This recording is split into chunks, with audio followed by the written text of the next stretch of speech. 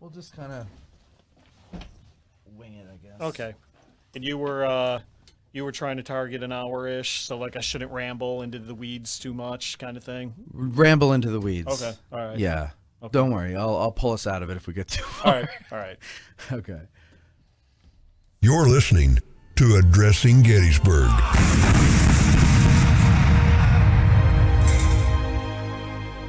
Hello, everybody. Today, we are doing something a little, I would say unique, a little different. How about that? A little different. We are keeping our pinky toe in Gettysburg, and we are skipping ahead several years, almost a decade, to another famous battle that involves one of the famous generals here at Gettysburg, and that is the Battle of the Little Bighorn. And who better to join me than Jim Hessler? Hello, Jim. Hello, Matt. We've been talking about doing this for months now. Yeah, we have. Finally got around to doing it. And I'm very excited about it. This is my other favorite battle. Mine my too. second favorite battle. You know, we share that passion for podcasting and Little Bighorn. Yes. Like how would two guys like that end up in Someday the same town? when we're sick of Gettysburg, we should do a Little Bighorn podcast. I'm with you. Yeah. I'm Addressing Little Bighorn. Brought to you by Yeah. Propane. It would doesn't- be great. It would be great. It doesn't work as well addressing with other battles because We'll there work was on no that. Little We'll work- Bighorn we'll work address. on that. But whatever. Yeah. Well, yeah. But anyway, so we decided. I said, Jim, why don't you come on? Let's do a show about Little Bighorn. But it's really just an excuse to talk about the Little Bighorn. And I said, well, there's a couple of guys who are at Gettysburg there, so there's our tie-in. And Yeah, we'll try to Bob's your uncle. There we go. tangentially connect it all Right. together so that, the hardcore Gettysburg audience is not repulsed by Yes, the they're like, topic. "Ugh, what is oh this?" my God, I'm canceling my Patreon Right? subscription. Yes. What am I paying for? That's right. My God. So let's give them a little bit of a background first. For those of you who are not Little Bighorn aficionados or even casual students of that battle, let's give you a background into that. What was it? What was the purpose? How did it come about? Why? What was going on?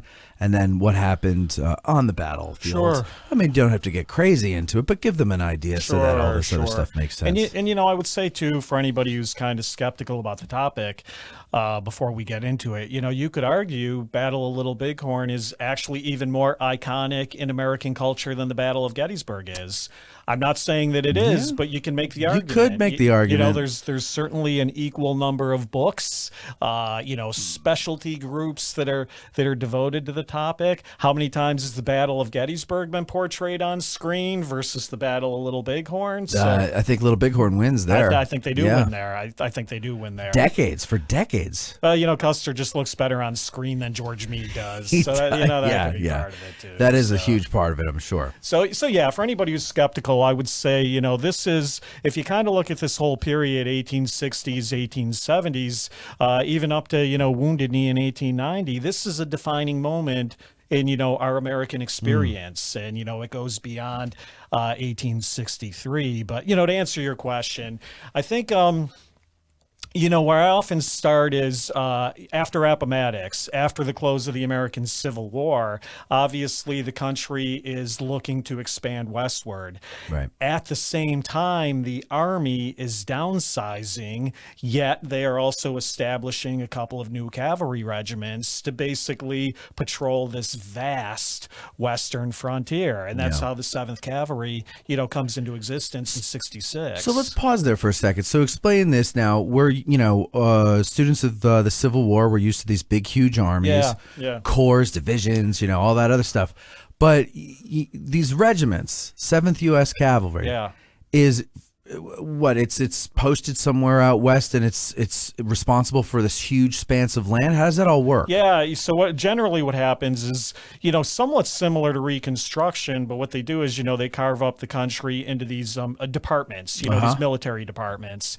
Hancock commands one, for example. And what they do is they raise a couple regiments of cavalry. They still have a few regiments of infantry in the field as well, but they raise these guys basically to, you'll be assigned here and you're going to patrol, this vast, expansive frontier. Now, in the case of the 7th Cavalry, you're talking 12 companies, and what you see basically from the time they're formed in 1866 up until the Little Bighorn debacle in 1876, almost at no time do those 12 companies serve together. So to your point, it's not even like we're posted at a fort and we got to patrol the area. It might be like, okay, 8 companies are going to Dakota, 2 companies are going to Texas, send a couple companies to Kentucky. And so what you start to realize is, the army of that period just has a ridiculous amount of space, to try to patrol and manage. But not enough people. And not enough people, because again, they've seriously downsized the numbers after the war. What are we looking at the end of the war?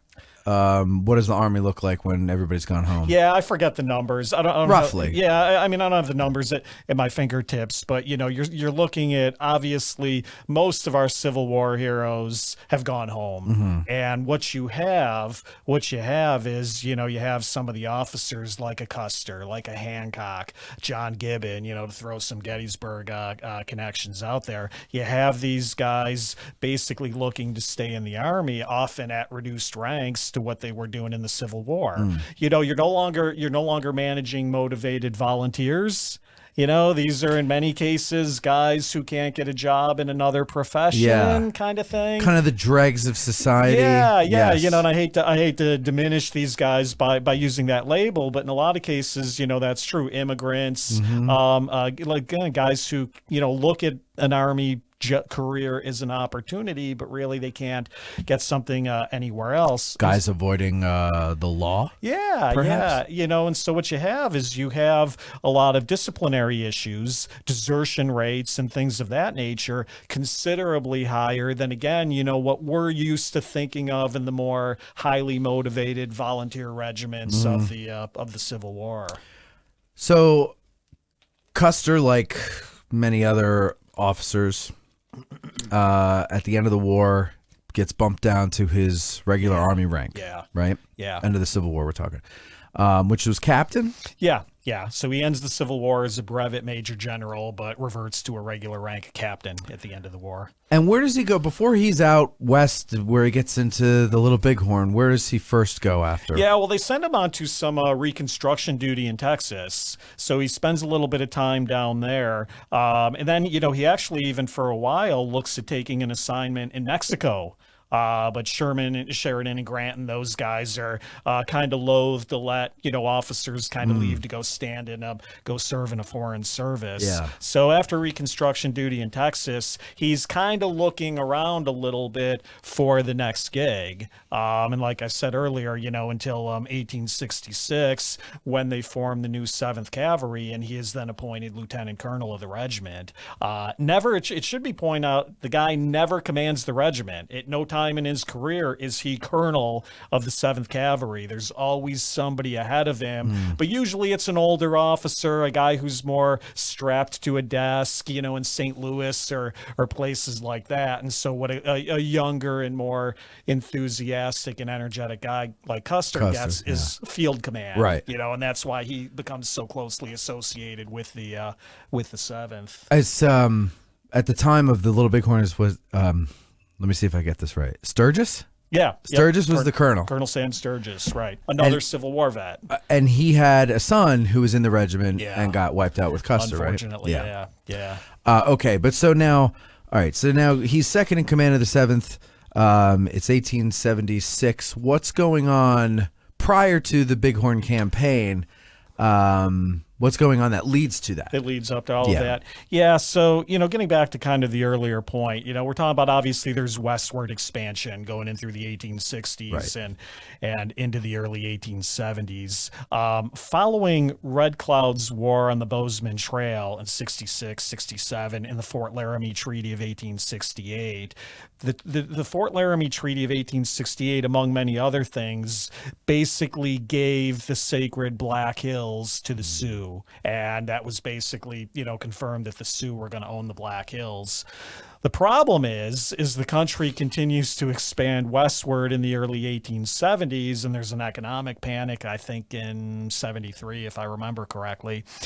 But in 1874, Custer is ordered with the 7th to lead an army expedition into the Black Hills that's basically going to confirm gold in the Black Hills. Okay, so now, what? There's a rumor of gold, and they want to go and confirm exactly, it. And they go in and confirm it, even though now it's sacred Sioux land. Exactly. So now, of course, the U.S. government wants the Black Hills, and they try to negotiate. They try to get the Sioux to sell, and the Sioux are pretty solid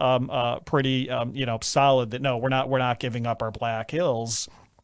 And so finally, this comes to a head in the winter of 1876, where Grant, Sheridan, George Crook, the War Department, they get together at the White House in January of 1876, or maybe it's late fall of 75. But what they basically say is that by the end of January 1876, we are going to send out a message to all the Indians out in the field, those who haven't come into the reservations. We're going to send out a message to them and basically tell them they have until January 31st to come into the reservations, and if you don't come in, we're going to turn the matter over to the War Department and send the army into the field to come and get you. So wait, they're going to send a message at the late in January and then say by exactly. It's that same year. It's a ridiculous notion. Okay. And it's basically a legal form of saying, hey, we did our part. We told them we had it. Yeah. They had until January 31st to come in.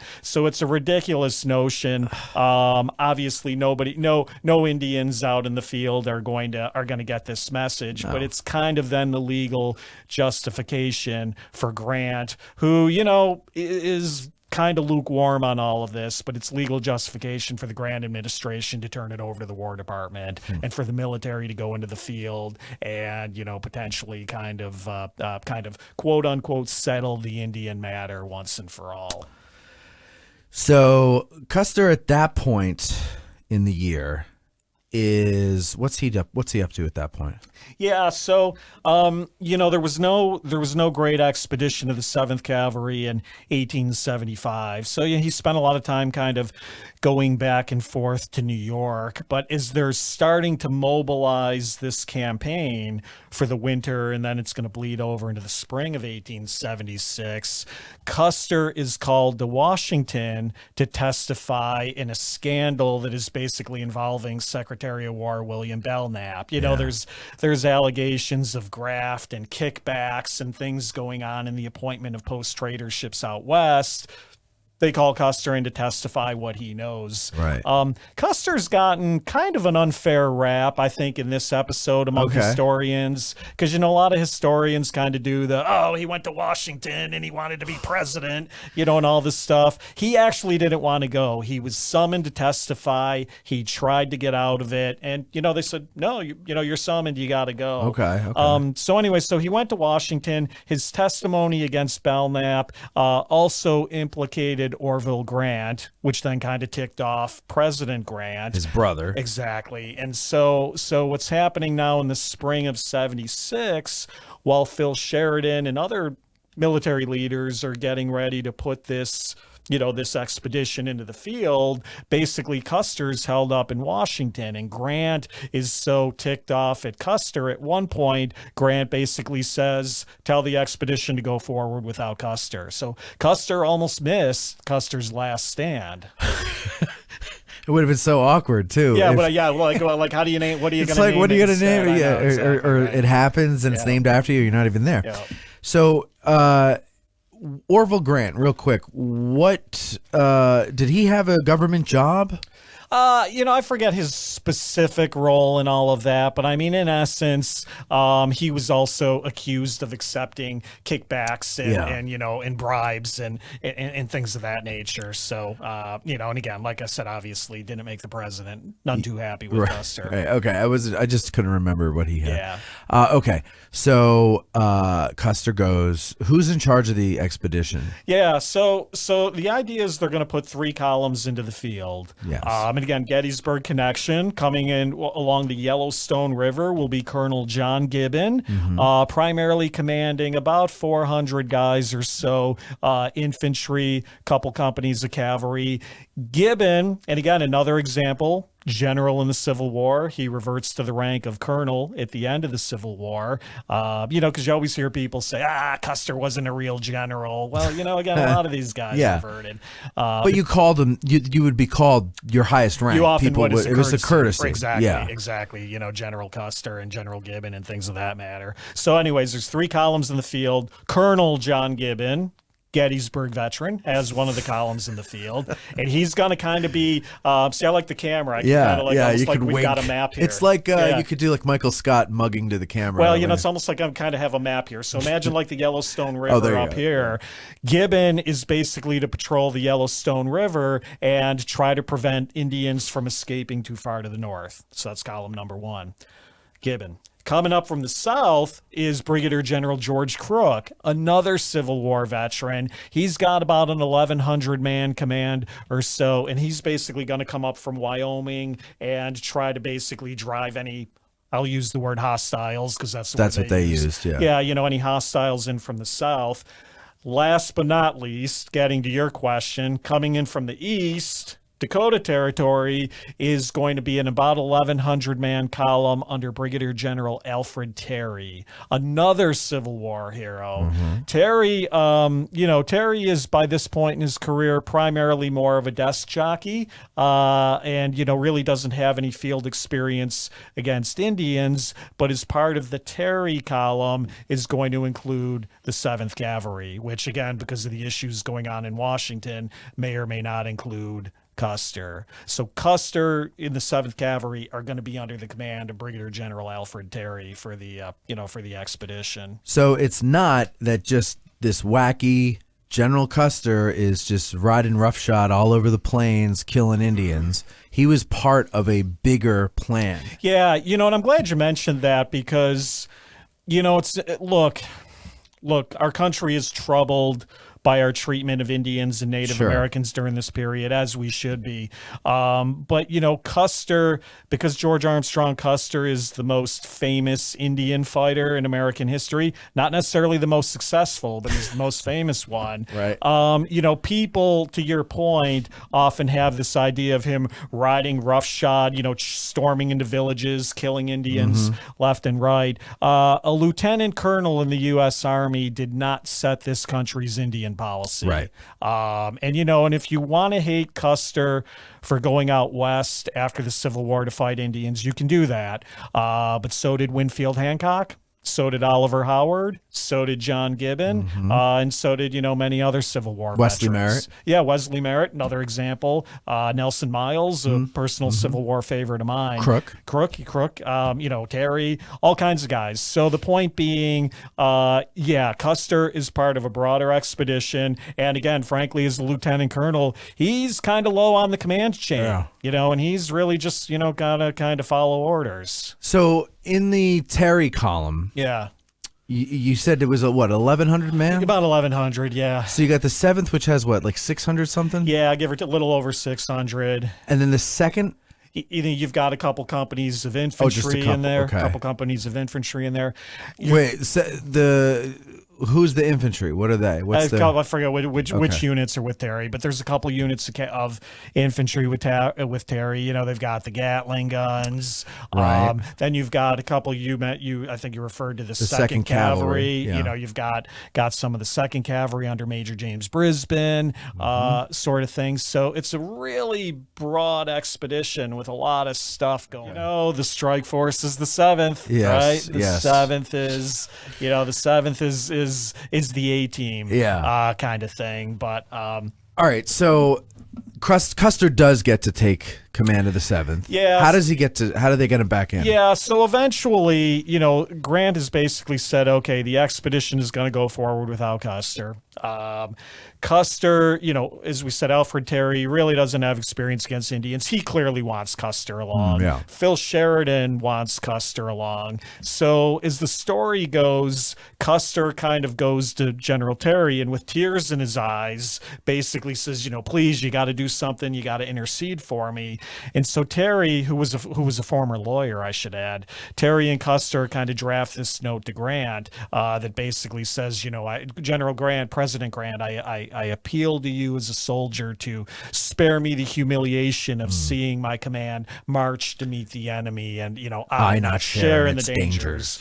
Kind of thing. And that seems to work. And Grant says, okay, fine. Custer can go. He's not commanding the column. Terry's still going to do that, but Custer can go with his regiment. And by the way, tell Custer not to take along any newspaper guys because they're going to create mischief.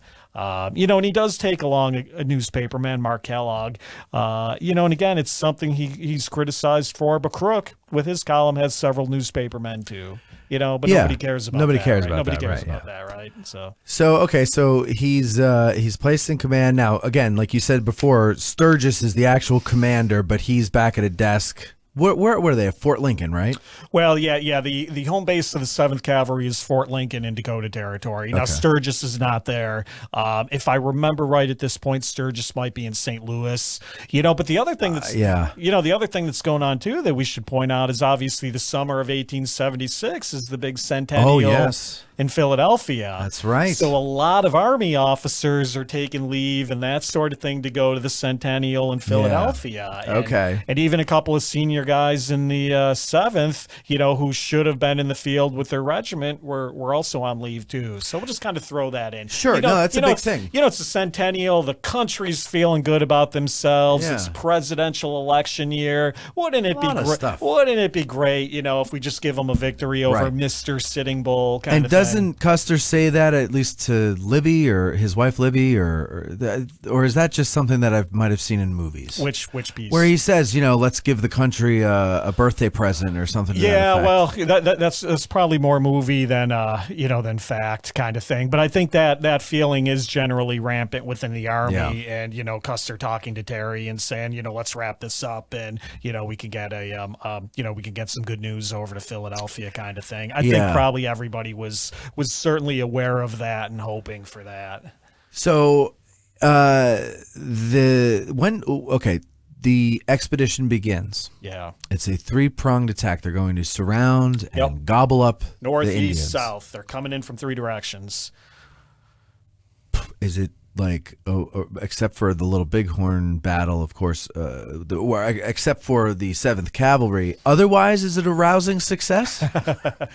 Not really. So here's the thing. Initially, I think what Sheridan tried to do was get the columns into the field in the winter. And, this had been successful in, Custer's victory at the Washita in Oklahoma in 1868. But he's trying to get, I think initially Sheridan's trying to get everybody into the field in the winter, when the Indians are immobile, their ponies are weakened, there's snow and all that stuff. But, Custer gets delayed.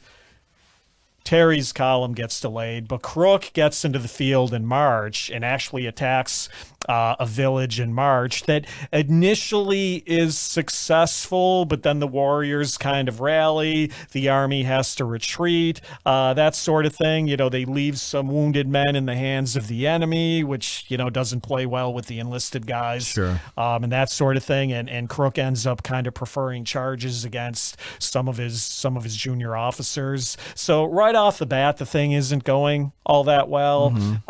Then Gibbon gets into the field, and Gibbon's got really a hard job because, as I said, he's got cavalry with him, but it's a lot of slow-moving infantry too. As we said, if you've ever been out into Montana, this guy's basically got to patrol the Yellowstone River with 400 guys. Yeah. And, Indians are really just kind of slipping around him left, right, and center, kind of making a mockery of kind of the whole expedition. Gibbon is going to be criticized for really not being able to maintain steady and accurate reconnaissance on the Indian village. Okay. And at one point in mid-May, I think some of his scouts see an Indian village, and Gibbon, for whatever reason that we still kind of debate today, doesn't report that intelligence to Terry. Okay. So Gibbon, Colonel Gibbon is not the John Gibbon we know of 1863. He's a little bit older. He's a little bit slower. Some wounds wounds are slowing him down kind of thing. And what I think you see in a lot of accounts from the Montana column, diaries and letters and things of that sort of thing, is they don't seem to feel like Colonel Gibbon is exhibiting a lot of energy and vigor in his assignment here. Yeah. So, that's not going well.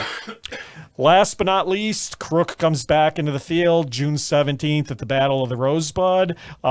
He is encamped morning of the 17th. Warriors basically come out from their villages and attack him, which, by Army standards is almost unheard of. Right. Because, the Army's got this mindset that the Indians are just going to run and just going to scatter. Yeah. So the idea that the Indians kind of take the fight to the Army is kind of startling to these guys. Which that notion of them running, where does that come from? Because I don't know of frightened Indian stories. Yeah, and I think I think a lot about that too. There's definitely some of it is definitely cultural bias. Okay. The mentality of the Army and our tactics and our weaponry. Sure. Can take on 3 times our number against these savage foes, and that sort of thing. So there's a general cultural bias against that.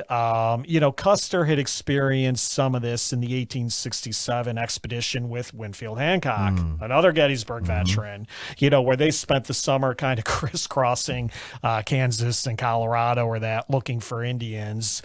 But to your point, there's you could also look at something like the Fetterman Massacre, where up until the time of the Custer Massacre, this was a big deal. This was a big deal kind of thing, and clearly the Indians, when pushed, would fight back. So sure. it's I think again it's really a lot of cultural bias within the Army against it, and it almost becomes an obsession. We got to bring the Indians to battle because they're going to scatter. Don't let them scatter. Yeah. Don't let them get away, sort of thing, and that really becomes the operative mindset throughout the campaign. I mean, I'm no expert on Native American history, but I mean, everything that I've ever read or heard about, it seems to me that when the Indians run, it's because they have an ambush set up and they want you to chase them. Exactly, decoy. Or they have accomplished what they've come to do and they're done. Like, there is no last man on the field is the winner. That's a European thing. Yeah, I think that's a great point. And I think I think with the Indians too, they were loath to take casualties. They would not, a Civil War style, frontal assault kind of thing. Indians would try to avoid that. They were loath to take casualties. But to your point, I think when they had scored enough honor, counted coup on their enemy, or things of that nature, or just had accomplished what they needed to accomplish, then they would scatter. And I think in some corners of the Army, that's kind of mistaken as they're cowards and they're going to run. Right. Get them, they're going to run kind of thing. And especially what I think the Army underestimates in the 1876 campaign is, the Warriors are not going to flee and leave their families behind. Right. So what we'll see when Custer kind of comes into this village is it's not just the Warriors we're dealing with, but, they've got their women and children. And, as we'll find out, they're going to fight to defend it. Hell yeah. So you mentioned something also before, which I want to get into now before I forget when we get further into the regiment. You're talking about the arrogance of the American culture, we've got the better weapons and everything like that. Yeah. But do they, Jim? Do they have the better weapons? Well, they think they do. Should we go into the weaponry? Yes, let's go into the weaponry, because this is, I think, is one big factor into Custer's defeat. Yeah. So the standard issue with the Army is the 1873 Springfield single shot carbine, right? And that was a weapon that had been adopted by the Army after study. Again, it's not, we kind of read this stuff today and go, oh, the stupid Army, why did they have these single shotguns? Right. Well, they had put a commission in place, of which Alfred Terry and Marcus Reno were both a part of, but they had, put this commission in place, and they felt for campaigning out west, where you needed range, where you were more likely to fight at long distances, where you were going to have difficulty arming troops in the field, for that and other reasons, the Army felt that the single shot was preferable to arming all of these guys with repeating rifles. So that's and obviously when we get to the Little Bighorn battle is your kind of foreshadowing here. That's going to play a factor. So when we get there, let's make sure we remember to bring up what the problem is with that stuff. I was just going to say, and meanwhile, though, you have warriors basically being armed by post traders with Winchesters, with Henry repeating rifles, kind of everything under the sun. But we'll come back to it. I think probably when we actually start fighting. Yeah. Okay, so the expedition kicks off when? What? So the Terry Custer column finally gets into the field in mid-May. And, so through the month of May, they're coming out of Dakota territory. They are moving west into, what is Montana territory, and ultimately going to find the battle. And for the purposes of what we're doing here, we're just going to focus from now on the Terry column there because that's where Custer is, right? Yep. Okay. Well, actually, no. Is that true? Isn't it Terry, Custer, Gibbon when they all leave from the same point, don't they? Well, so here's kind of what happens. So Crook is turned back on June 17th. Battle of the Rosebud. You can call it an Indian victory. You can call it a tactical stalemate, whatever. But Crook basically at that point withdraws from the field and is more or less going to be out of the campaign. But what happens now is Terry and Custer get into Montana territory. They are going to link up at one point with Gibbon, a kind of supply depot along the Yellowstone River. And this is kind of important because it does kind of play into the battle. Mid-June, Major Marcus Reno, who is Custer's nominal second in command, leads a scouting expedition that picks up the Indian Trail moving south along what is called Rosebud Creek. Now, Reno does not follow the trail the whole way. He's not supposed to, and he doesn't, although later he was both criticized by Terry and Custer for disobeying some orders. But in any event, Reno kind of picks up a trail moving down Rosebud Creek. Right. So June 21st, Terry gets together with Custer, Gibbon, some of the other officers, and they hatch a plan. What's the plan? They basically say, okay, we're going to cut Custer and the 7th Cavalry loose from the Terry expedition. You're going to continue to follow the trail along the Rosebud. And as the orders were sort of written, Terry basically says to the effect of, look, I have too much confidence in you, in your energy, in your zeal to impose too precise of an order upon you should you come in contact with the enemy. But this is what I think you should do, and I want you to do this, unless reasons dictate otherwise. And what Terry says to Custer is if the Indian Trail turns into the valley of the Little Bighorn. If the Indian Trail turns into the valley of the Little Bighorn, he wants Custer to still proceed a little bit further south to make sure the Indians have not passed around his flank before kind of coming up north into the Little Bighorn Valley. Terry, meanwhile, is going to continue along the Yellowstone with Gibbon. Terry's now going to join Gibbon's column, and with, again, some companies of the 2nd Cavalry, couple infantry regiments. They're going to come down the Yellowstone and the Bighorn River and kind of now come into the Little Bighorn Valley from the north. Okay, so you see where we're going here? Yeah. So Terry and Gibbon are going to come in from the north. Custer's going to come in from the south. Now, this is the same Rosebud that Crook was on, right? It was just a little bit further. Okay. Yeah, but it's the same creek. So, on the day Crook fought the battle, Reno's scout was only like 50 miles away from him, which, out west, 50 miles is nothing. Right. But, back to sort of this idea of Terry and Gibbon coming in from the north and Custer coming in from the south. Terry's communications at the time basically says to the effect that it is hoped that with us coming in from the north and the south, the Indians will be enclosed and will escape, or will not escape. They will basically have them trapped and they won't escape. Later on, that sort of gets morphed into we had an agreement to meet in the Little Bighorn Valley on June 26th. So kind of a very non-specific sort of we'll get them from two directions gets translated later into, well, Custer knew we were going to be here on the 26th and he should have waited until the 26th. And, he kind of disobeyed orders by attacking a day early, which, starts part of the great controversy. Because that's the 26th.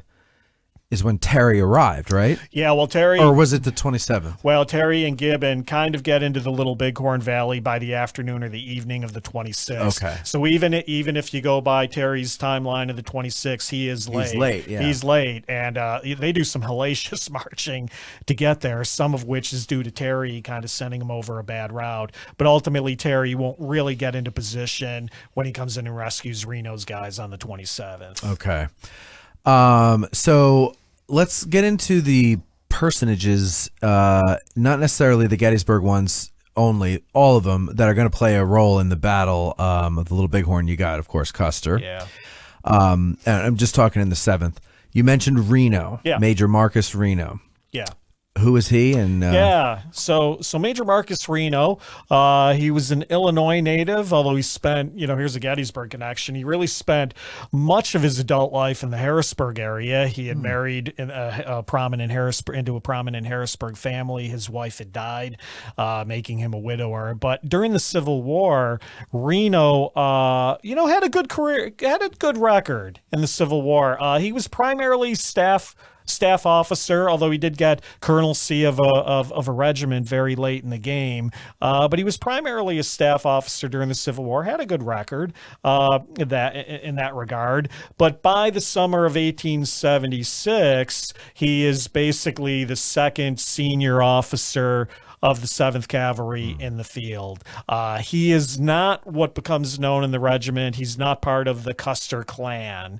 So part of what's going into this is the 7th has become a very cliquish, not unlike Gettysburg, right? We got all our little cliques, and you know what I'm talking about. The 7th Cavalry's become very sort of cliquish.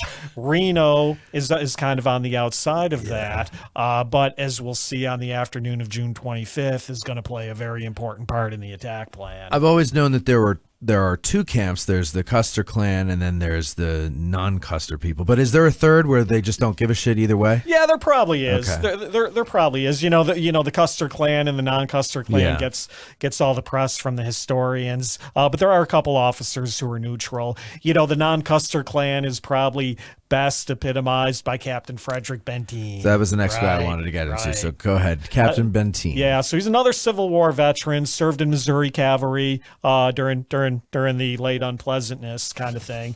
But Benteen is give or take about 10 years older than Custer. He's kind of got this long flowing white hair kind of thing. But Benteen, pretty much when he gets assigned to the 7th Cavalry, pretty much hates Custer on sight. He just feels like Custer is a braggart, and just kind of gets turned off to Custer on sight. At the Battle of the Washita in 68, when Custer had successfully, destroyed Black Kettle's village, a detachment of soldiers at the Washita had, under Major Joel Elliott, had basically gone off and had gotten surrounded and gotten killed. Benteen felt that Custer did not do his part to ascertain the fate of Major Elliott, and that just sort of accelerated. Accelerated a rift that I think was already there. Because Benteen wanted to go and try to rescue him because he didn't know he got wiped out right away, right? Well, they didn't know he got wiped out, but Benteen seems to have been a friend of Elliott, but what happens is after the campaign, Benteen sends a letter to a friend that ends up in a St. Louis newspaper that, kind of ridicules Custer and says, oh, what happened to Major Elliott? We don't even find out about him. And, Custer, as the story goes, Custer, basically said, whoever wrote this article, I'm going to beat within an inch of their life. Horsewhip him within an inch of his life. Benteen goes, well, it was me. And, Custer stammers and goes, oh, well, see you later. Yeah. Kind of thing. And I never understood that. Yeah. Because he seemed like, was it maybe because he had some kind of respect for Benteen? What was that about? Well, as Benteen would tell you, Custer had a lot of respect for Benteen kind of thing. You know what? There's a lot of different theories on this. One of the things they'll say about Custer is that even though he was aware that guys like Benteen Benteen hated him. Reno, I don't know that Reno hated Custer, but he probably didn't like him none too much. Yeah. But what they would say is that Custer, even though he knew these guys didn't like him, wouldn't let that kind of interfere in his management of the regiment. And, kind of wouldn't let that get in the way of the, the esprit de corps. Yeah, he didn't take it personally. Yeah. Okay. Now, he would pretty much, when they were at Fort Lincoln, he would pretty much assign guys he didn't like, to faraway posts, Sure. to keep his tight little Custer clan close by. Okay, so you have Custer, Reno, who's third in command but second in command in the field. Yeah. Benteen would be third. Benteen's the senior He's captain. the senior captain. Yep. Now you got some other captains that we got to deal with here. Yeah. One of them is Tom Custer, the brother of George. Yep. So Tom Custer on this campaign is going to be commanding C Company. And Tom Custer, another Civil War veteran, had served in Ohio infantry early in the war, but then later in the war got assigned to his, general brother's staff.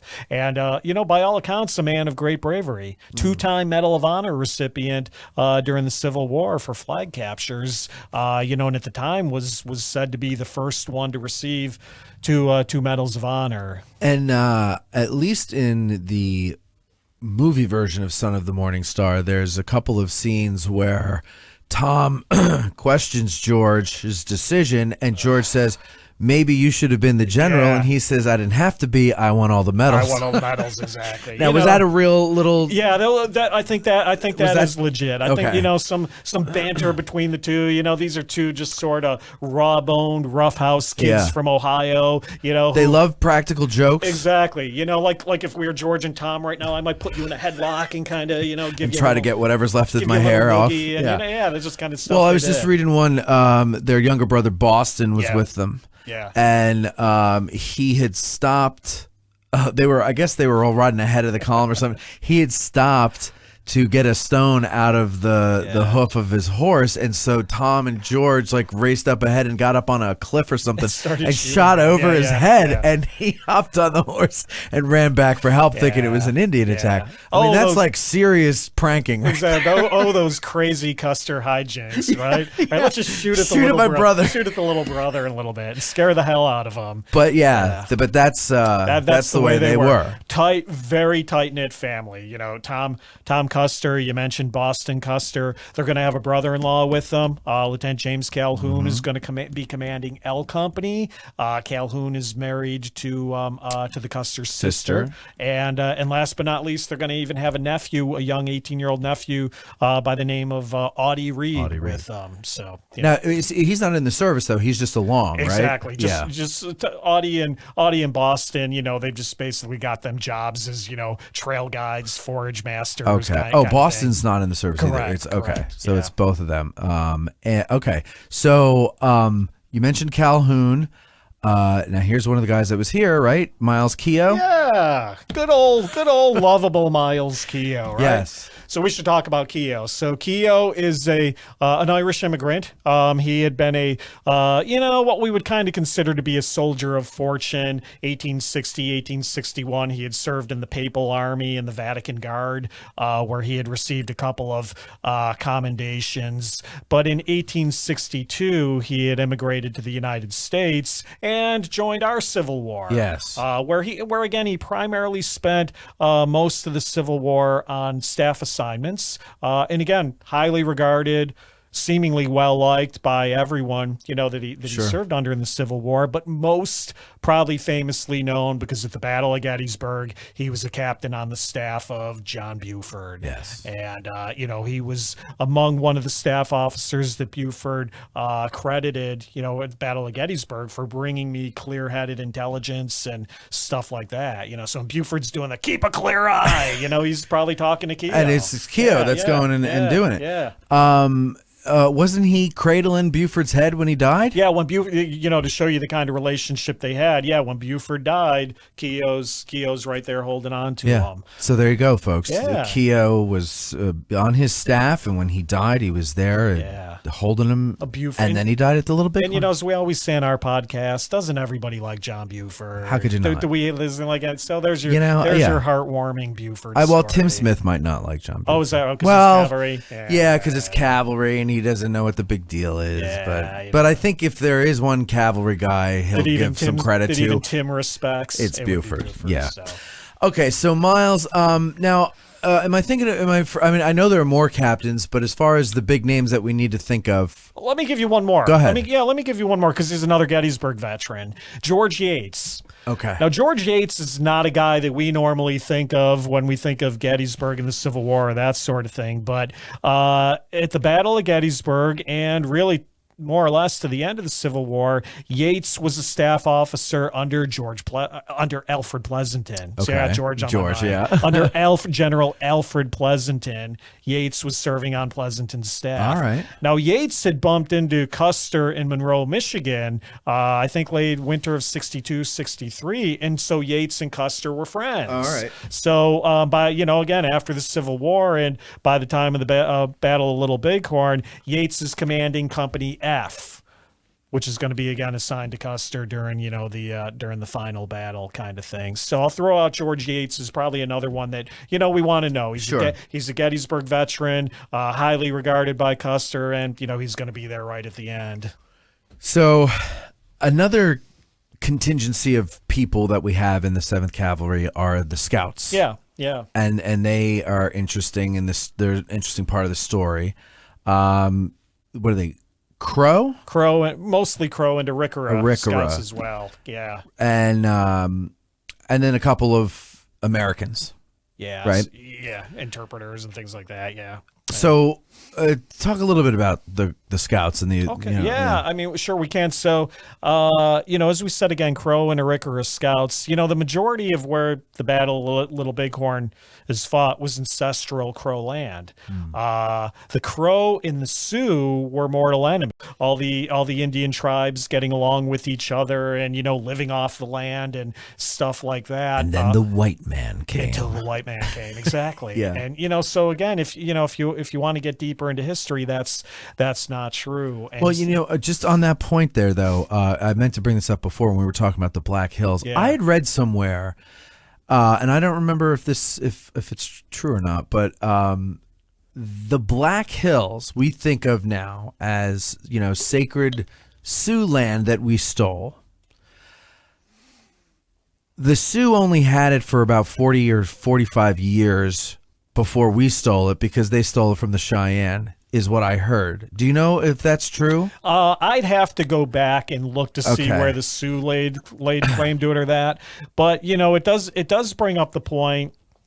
What's the famous quote? The Cheyenne did the fighting, the Crow got the land, kind of thing. Yeah. Kind of thing. But so what you've got though, to that point, what you've got is you've got the Crow, basically realizing their more aggressive cousins, the Sioux and the Cheyenne, are, going to be in the field this summer. So they're agreeing to basically scout for the army to, and they know the land, right? Which you would hope would play into Custer's favor. So, and they probably know how to read certain signs and clues left behind, right? Exactly. So is the 7th, June 22nd, when Custer is let loose and they're following this Indian trail that Reno has discovered. They're following it along the Rosebud River. Custer's got a full contingent of scouts out in front of him. And what the scouts are basically saying, as they're watching more and more kind of satellite Indian trails come into this, the scouts are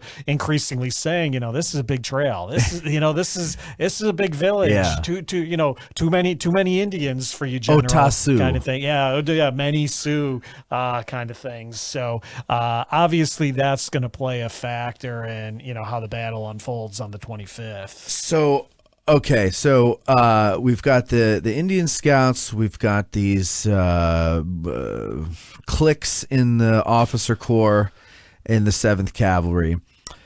They're on their way. They've split up from the column. Yeah. Okay.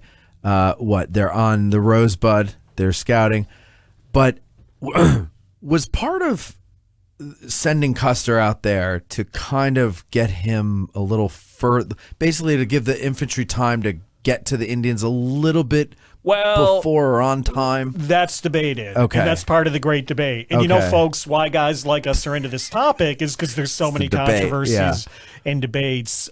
Certainly and this goes back to our conversation earlier, but certainly when Custer and the 7th are let loose from Terry and Gibbon, it is clearly understood that Custer and the 7th are the mobile strike force. Mm-hmm. And if they run into a village, they're probably going to go for it.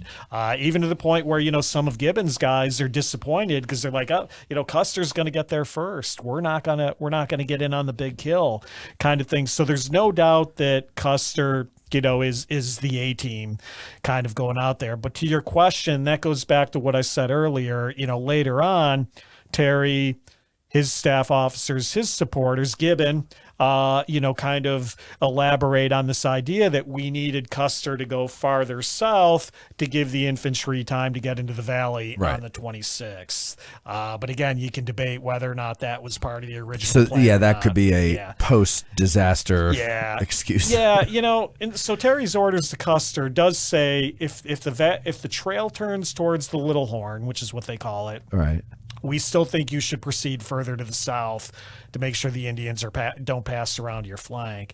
So what you got to kind of ask yourself is what officer worth his salt? I mean, the goal is to find the Indians. Mm-hmm. What officer worth his salt is going to say, we got him.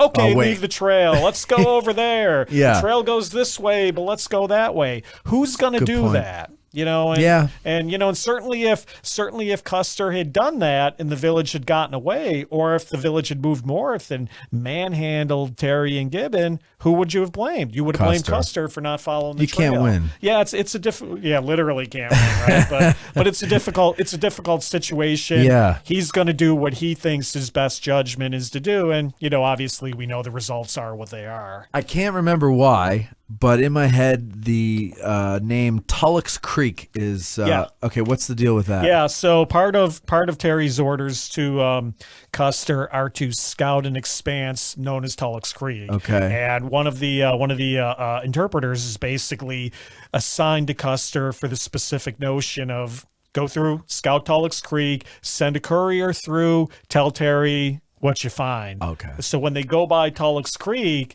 this particular guy goes up to Custer and says, "Hey, Tulloch's Creek, I got to go." And Custer just kind of looks at him and doesn't say anything.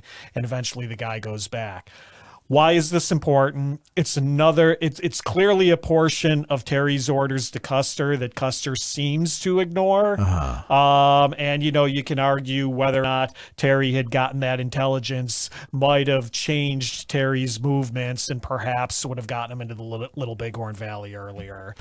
Okay. So as they're progressing and there's this big, huge Indian trail. Yeah. And Custer wants to follow it. And he's following it carefully. June 22nd, 23rd, 24th. He's not hell-bent for leather. All three of those days, they cover maybe a 2 mile an hour, 3 mile an hour pace. Him and the scouts, they're being very thorough. They're following the trail. They're scouting left, right, and center to make sure nobody gets away. So it's not this race to get there first. Exactly. It's not crazy man Custer, galloping ahead and pushing the troops, which is what history often tells us. Yeah. But they get to a point where it kind of does become a race, and it's all a mistake, basically, right? Yeah. What is this? Well, so the night of the 24th, June 24th, into the morning of June 25th. By that point, it is obvious that the trail does turn towards the Little Bighorn Valley. Custer sends some scouts ahead to a prominent point on the divide known as the Crow's Nest, and the scouts come back and basically say to Custer, big village in the Little Bighorn Valley, we can see him down there. Custer pushes the regiment forward at night, the famous night march of June 24th, June 25th, pushes the regiment forward to try to get them them to the divide between the Rosebud and the Little Bighorn. He's trying to get them there by daylight. And what he says to the scouts afterwards is, we're going to hole up the regiment here. We'll do some reconnaissance work, and we will attack on the morning of the 26th, which, you could argue is he's trying to replay the playbook from the Washita, surround the village at night and attack. That doesn't quite, though, play out. In part, he goes up to the crow's nest, and he says he can't see the village. Right. And they say, well, look for smoke on the horizon, look for a big pony herd on the bluffs, looks like worms in the grass kind of thing. But he says he can't see the village. So, you've got a little bit of a challenge here, like, okay, does he have target definition or not? But he comes down and he says, I'm going to stick to my plan. We're going to hole up overnight. We're going to attack on the morning of the 26th. Now, wait. Yeah. You've been out there. Yeah. How far is the crow's nest from the village? Yeah, so depending on what part of the village you're looking at, the crow's nest is about 12 miles away, and if you're looking more in the northern end of the valley, as far away as 15 miles. I'll be honest, I've been up to the crow's nest. I've been up there in the morning. I've been up there with more experienced Western guides. I couldn't see anything. Are you looking in field glasses too? Yeah. So what you would look for today is obviously you look for things that don't belong. Oh, sure. See that shiny obelisk on the horizon? That's the monument, at Last Stand Hill. But what they were looking for in 1876 was motion. Motion of the huge horse herd. The morning smoke. From you wouldn't be able to see that? Exactly. And, Lieutenant Varnum, who was an officer who was Custer's chief of scouts, basically said, look, we'd been riding, dust, our eyes were inflamed, we didn't have any sleep, it's possible. See, again, it always comes back to these very practical, very real little things. Exactly. Like inflamed eyes. Exactly. Get your sleep, people. That's right. Right? No, we interviewed the guys who wrote an environmental history of the Civil War. Have you read that book yet? I haven't read that yet. You got to get it. Do I got to get that? Oh, okay. It's fantastic. Because it's all the stuff that aren't in the general histories. They're not even in a lot of like the micro histories. It's just like shit. Where did it go? What did you do with like that stuff, right? But it's very real things that you can't avoid, that people and that we don't think of when we're reading a book. No. We're looking at troop dispositions on maps and why didn't they attack here and there and like they're toys. But they're people who have to go to the bathroom and stuff like that. Yeah. So anyway, okay. So Custer can't see this stuff out there, and they're like, well, it's out there. They can see it, and he goes, yeah. He goes back. Right. He goes back to the regiment. He's still going to do his plan, but what foils it? Exactly. So what happens is, and this is a little myth busting, because what you always hear is Custer didn't listen to the scouts, and up to a point that's true. They were pessimistic. They were telling him, don't attack the village, it's too big, kind of thing. But at this point, they see some Indians, the scouts see some Indians, a couple guys leading horses kind of thing, and they go, we've been spotted. A detachment from Company F goes back to find a box of hardtack that had been dropped. Some Indians are rifling through it. We've been spotted. Right. And so now Custer's getting it going, you can't wait. You've been spotted. This is a bad plan. And, the myth busting here is really, it's the scouts who talk him out of waiting to attack on the 26th. It's the scouts who convince him you've been spotted and you got to go forward now. Right. And, that's going to set off the chain of events that's going to lead to the last stand. And the funny thing is that I read, and tell me if this is true, the Indians that they saw rooting around the hardtack box were leaving the area. They weren't going to the village. Exactly. There's no indication that these were, scouts or any advance warning from the village. They probably were just like, I'm sick of these people. Let's go do our own thing. Or if they had turned around and, gotten to the village, who knows what would have happened with that. But it wasn't like any of these Indians went immediately back to the village and said, soldiers. Right. Which, tells you that when Custer does get the regiment moving towards the village, one thing he still affects is an element of surprise. He does at least if nothing else, he does surprise them. Right. So let's get there then. So let's get the regiment out there across the valley. So they're moving out. Now this plan, Custer has employed before. I mean the basic plan. I mean, like the splitting your come into the village from multiple directions. Surrounding, Yeah. And it's worked, but they were asleep.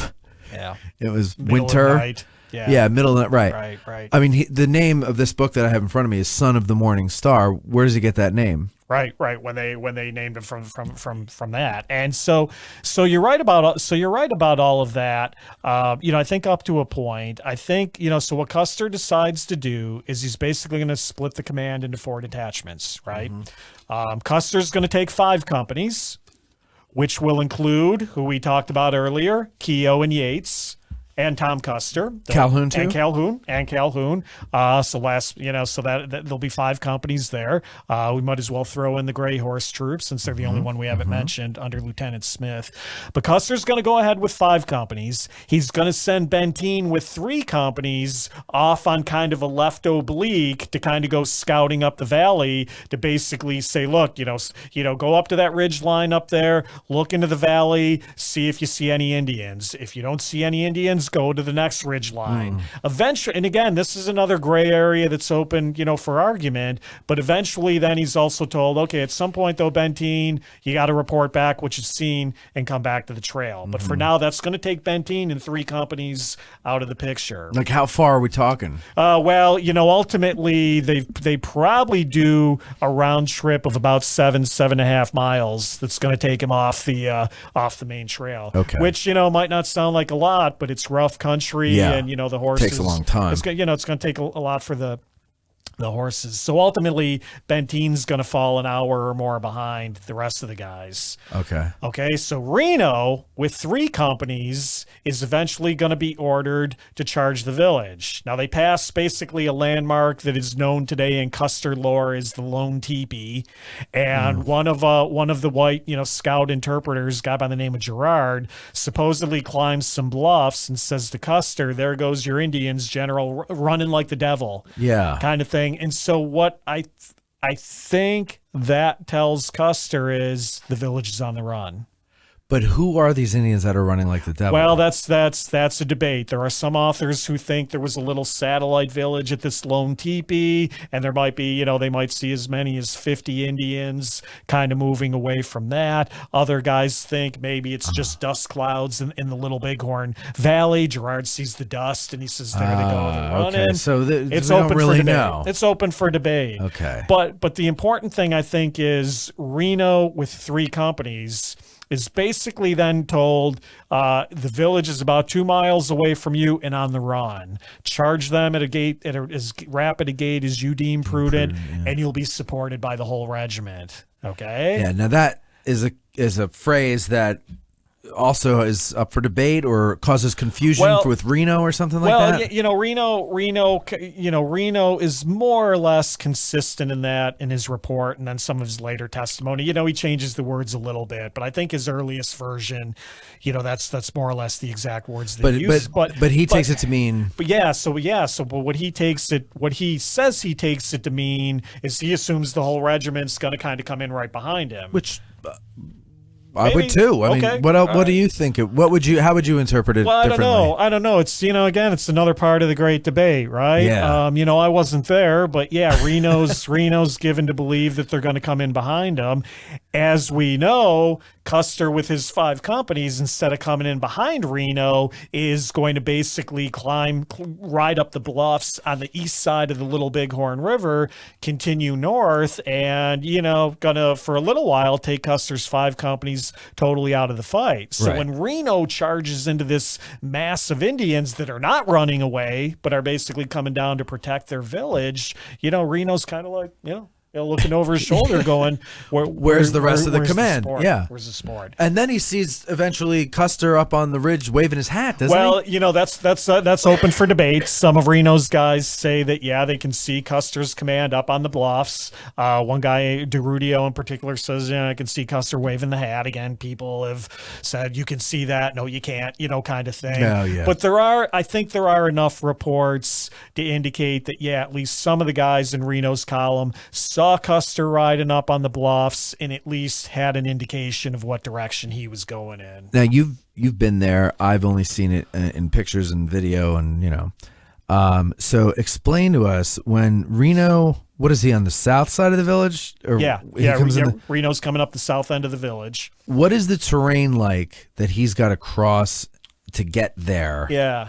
So Reno's basically got to cross to the west side of the Little Bighorn River. So he's going to cross the river. Yeah. Because initially him and Custer, for a while, they're both on the east side of the river. But you find a ford, you cross the river. That the ground that Reno charges up is generally speaking a wide open plain. Okay. It's been very corrupted today by a highway that runs through it and all that. Oh, really? Yeah. That sucks. I know.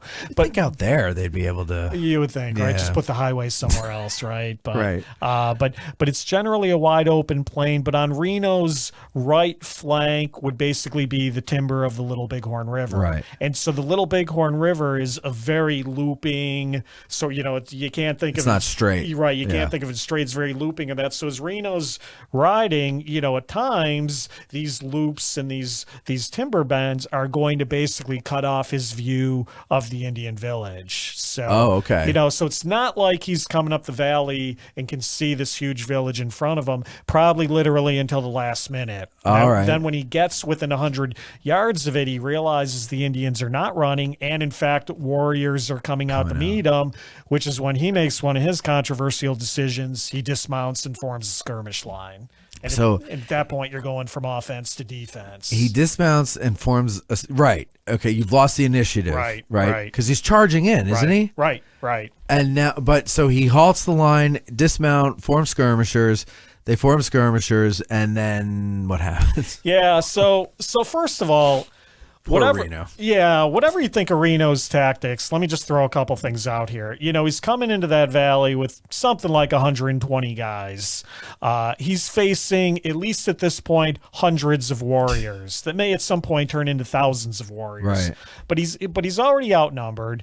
Reno doesn't have Indian fighting experience of his own. But a lot of the critics will say he was a drunken coward, and he was drunk. He was a coward, or he was both, and that sort of influenced his tactics.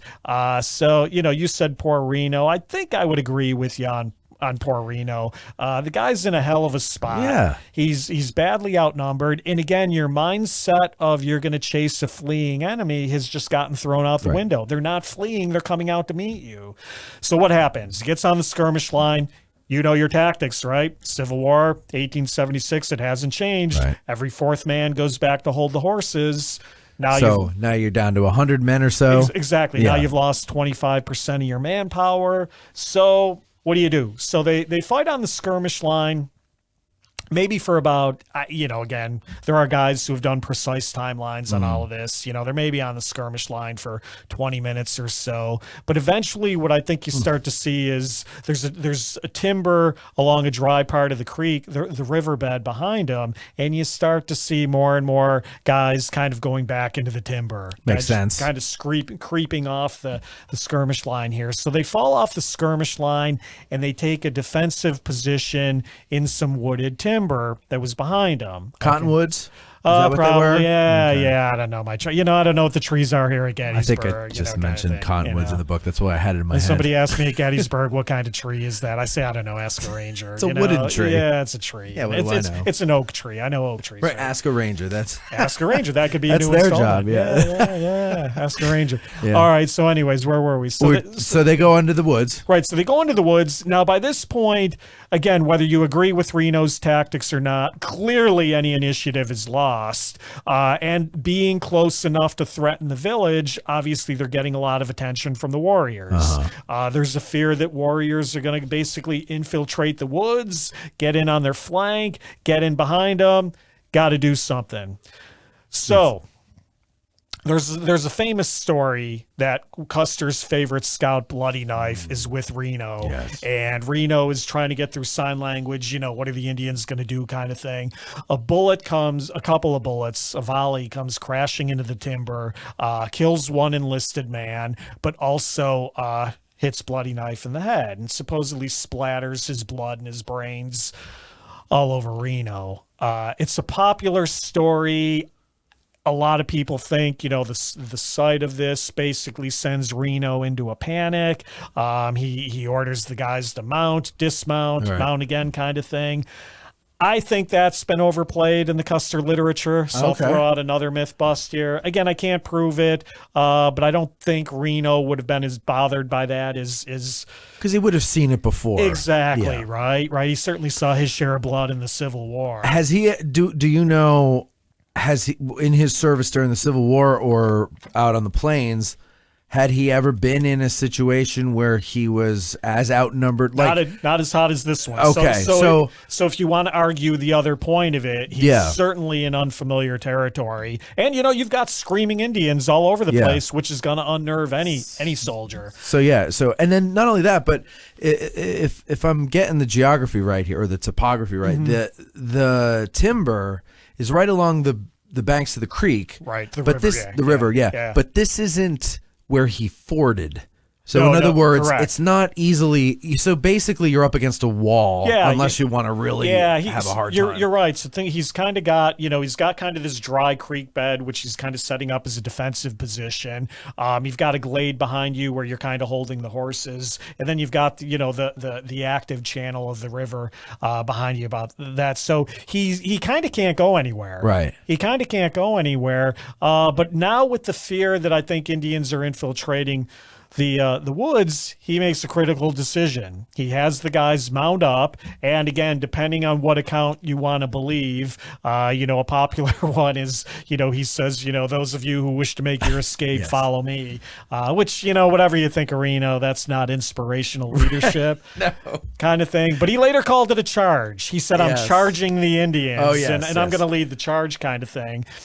But he leads this charge out of the timber, initially back towards where he tried to ford the river, but now you've got so many Indians around you, he's kind of pushed over to the left. He's going to find another place that is not nearly as crossable, but he's going to get across the river. Okay. So if you want to criticize Reno for anything, this is probably the easiest point to do it. There doesn't seem to be a whole lot of command and control when they're on the skirmish line, but there really seems to be none whatsoever when they're in the timber. Yeah. And what you see afterwards is a lot of guys going, what? We left? Where's my horse? Kind of thing. Really, guys kind of being left to their own hook, and no management of this, no rear guard or anything like that. It's literally just imagine 100 cavalrymen going pell-mell out of the woods, trying to get to safety. It's got to be terrifying. Yeah, and the Indians treat it like a buffalo hunt, pumping bullets into them, and this is really where Reno suffers most of his casualties.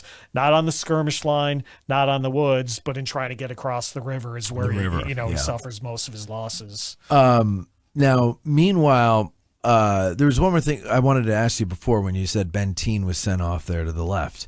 Does he have the mule train with him too? No, so we didn't talk about the mule train, the pack train, but the 4th Division of Custer's command was one company and some additional attachments with the slow-moving pack train. So you got your supplies and your ammunition and that. So they've fallen behind. They're even behind Benteen at this point. Okay, so they're bringing up the rear. They're like way back. Right. Okay. Which is kind of standard, and you kind of expect that. Sure. It happened at the Washita, and it's happening again here. But again, it'll play into some of the further that's why I wanted to introduce them.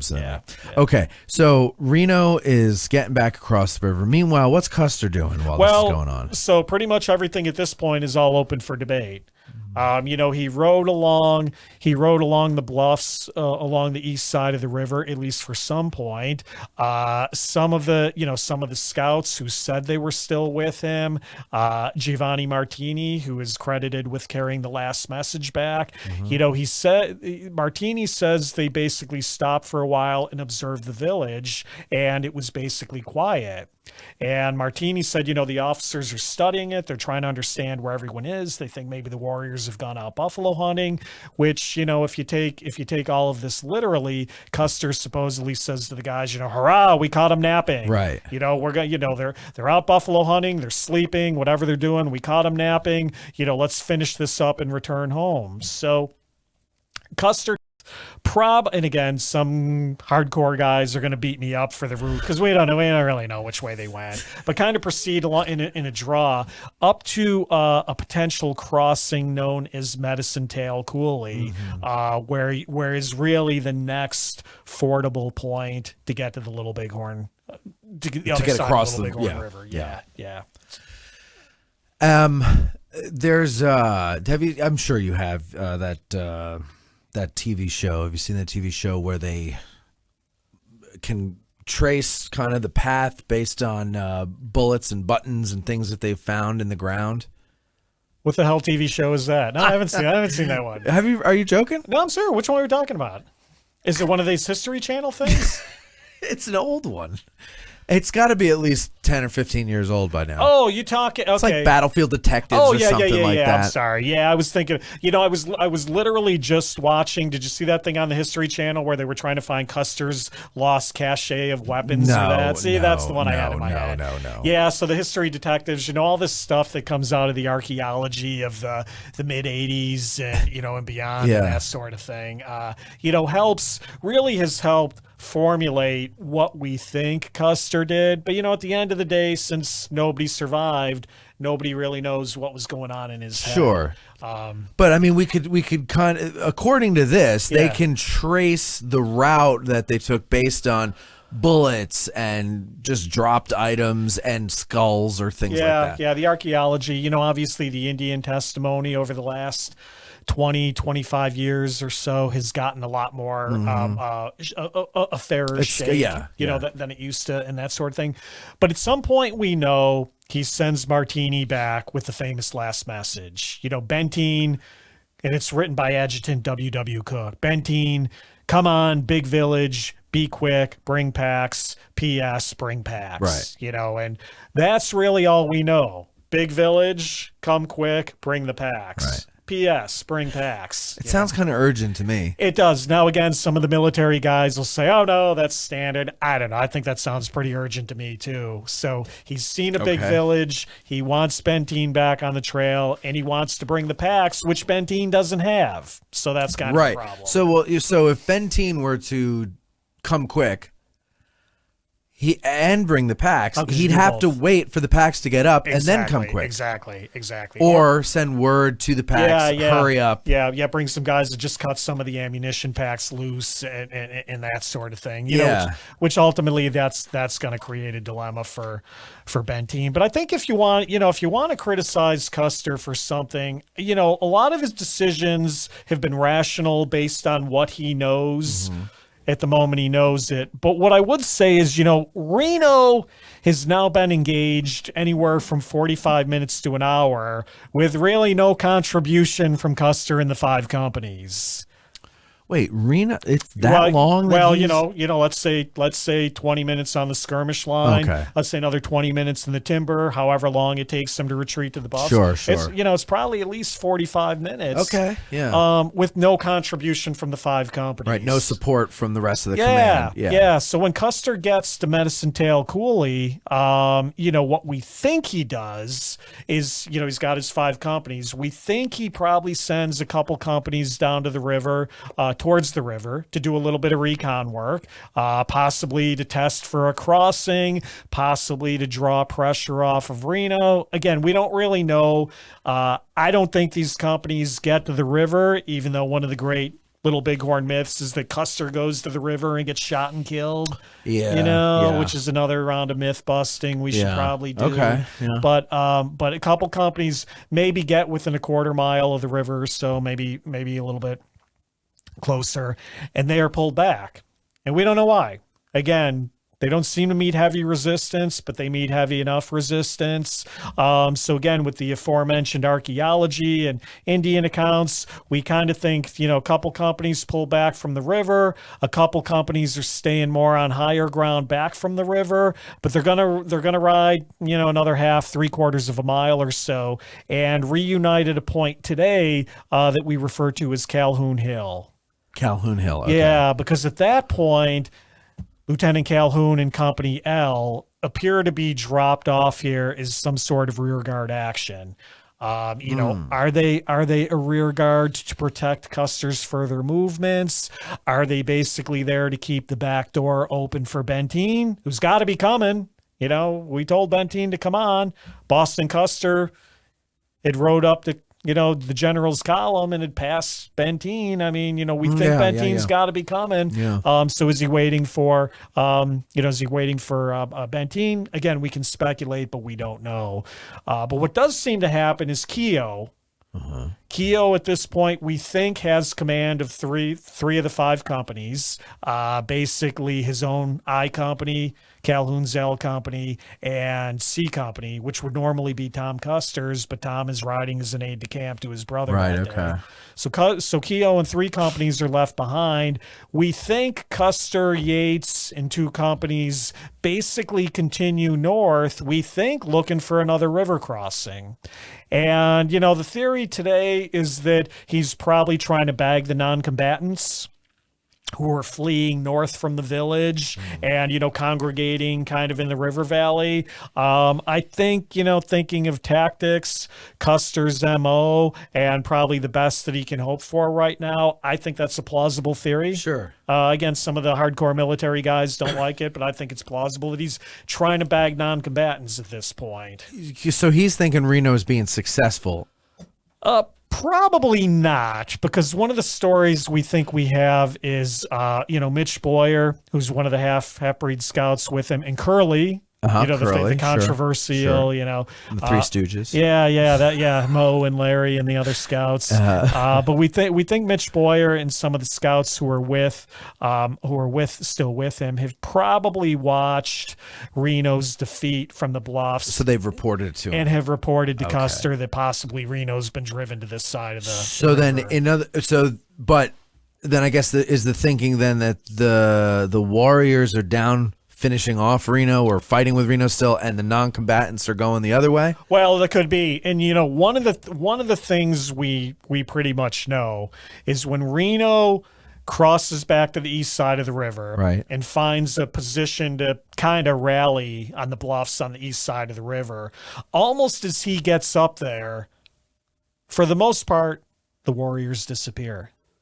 This is Custer now threatening the other end of the village. Okay, so this threat is neutralized. Let's go to the other one. Exactly. So now the Warriors are going towards Custer. So, you could argue that Custer is intentionally trying to create a diversion to draw them off from Reno, grab the non-combatants, and I've sent those orders to Benteen, so he'll be up, we'll reunite the regiment, we'll bag the non-combatants, and here we go. You could, again, we don't know, but you could argue that's what he's thinking. Okay. So there's an aspect that I think I remember about him thinking he was hitting the other end of the village, but he discovered it was the middle of the village. Is that myth, or what is that? I think it's probably myth. I think in the immediate aftermath of the battle, I think the village appeared a lot larger to the survivors and the army guys than it actually was. When he moved into Medicine Tail Coulee,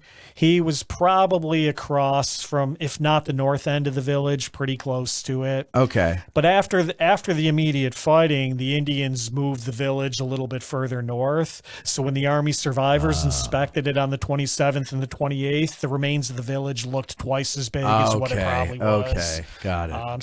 I think all things being equal, I think trying to bag the non-combatants, and then obviously then you're going to hope you neutralize the Warriors. I've got your women and children surrounded. Right. I think that's probably as plausible a theory as any. If you don't like that theory, a lot of what he's doing at this point doesn't make sense. So you got to account for something. So at this point, things are kind of falling apart for Custer, right? Well, is that fair to say? Warrior pressure's increasing. And at some point, to make a long story short, the Warriors basically congregate on the Keough battalion. Somebody seems to deploy C Company, kind of pushes C Company down into a ravine to kind of clear out the Warrior threat. Indians, probably led by a chief by the name of Lame White Man, rally, counterattack, overrun C Company, and then it starts to feel like dominoes are starting to fall. Okay. Calhoun and L Company is, by most accounts, probably the most organized defense on the battlefield. They form a skirmish line basically on this small hill, but they're now getting hit from multiple sides. And this is where the weaponry comes back into it, because we said we were going to talk about it.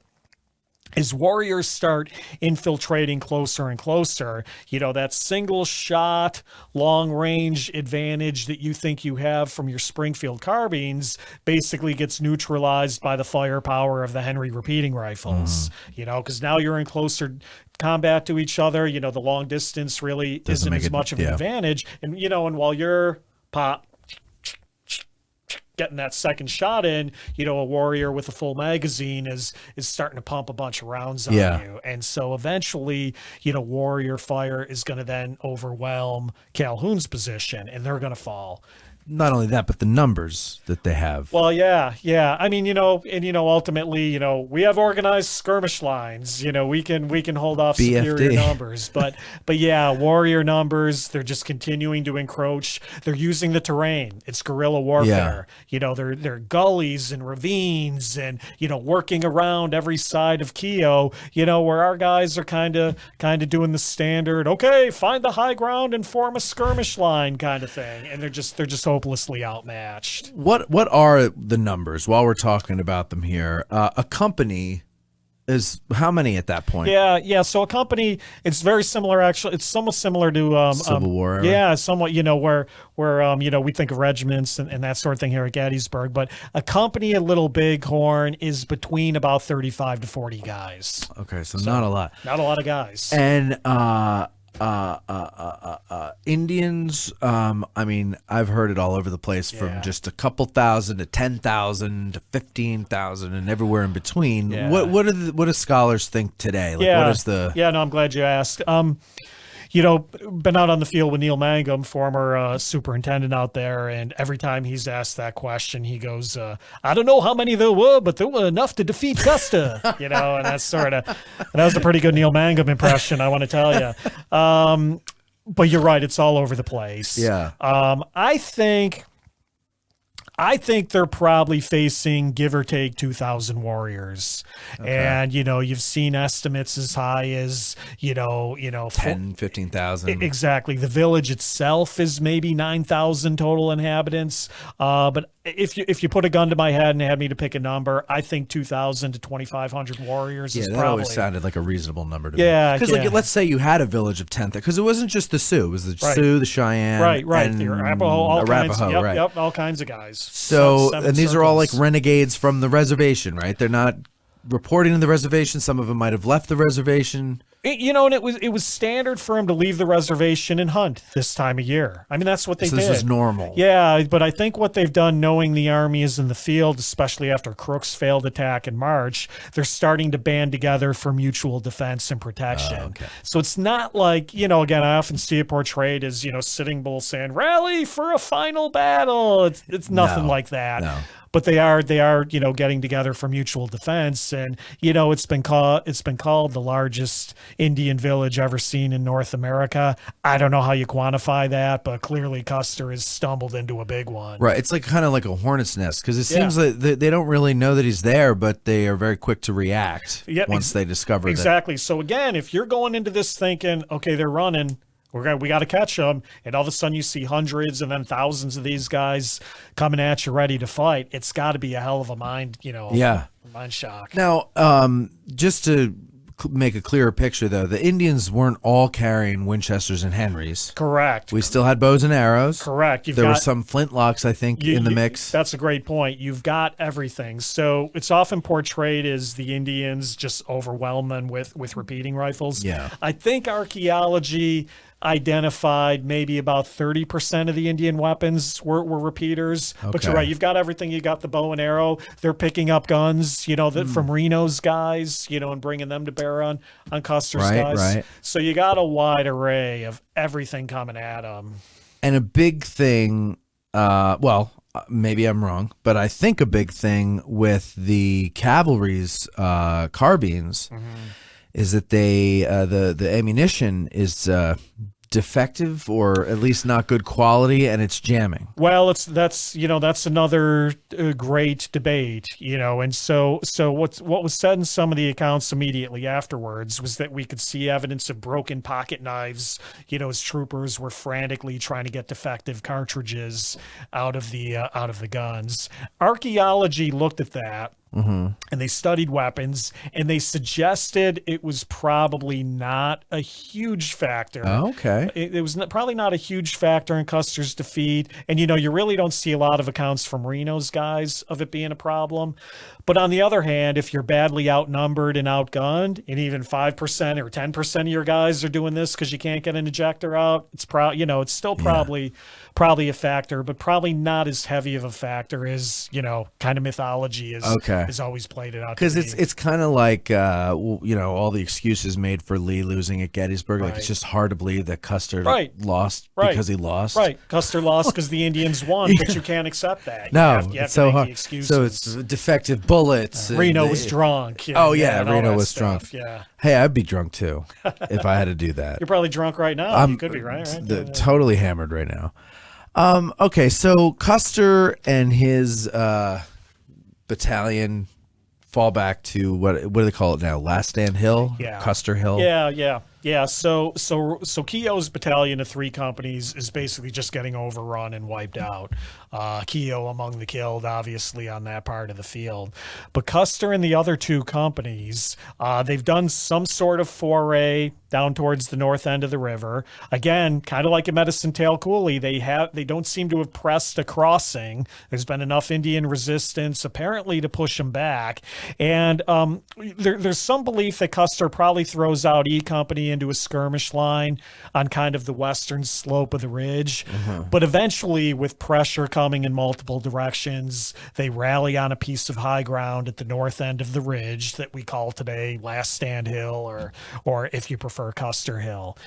So at that point, you're down to 2 companies, as well as remnants of, some of Keough's guys are fleeing on foot to get through. Again, the Indians call it like hunting buffalo and, just shooting them down. But you eventually probably get somewhere in the vicinity of 45 or so guys kind of rallying on Last Stand Hill. Horses are apparently shot down, for barricades.